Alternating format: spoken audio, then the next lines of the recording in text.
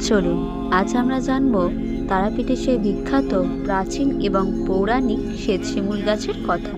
পৌরাণিক কাহিনী ও লোকবিশ্বাস অনুযায়ী বশিষ্ঠ মুনি এই শ্বেতশিমুল গাছের নিচে বসেই দেবী তারার দর্শন পেয়েছিলেন এবং প্রথমবার তার আরাধনা শুরু করেছিলেন।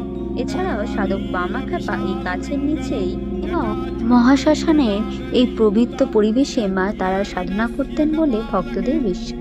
কিন্তু কালক্রমে প্রাকৃতিক দুর্যোগের কারণে এই গাছটি বহু বছর আগেই ধ্বংস হয়ে গিয়েছে।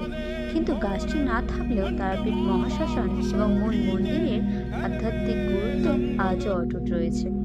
এই কারণেই তারাপীঠের শিমুল গাছ শুধু একটি গাছ নয়, এটি ভক্তদের কাছে মা তারার অলৌকিক কৃপা ও সাধনার এক জীবন্ত প্রতীক।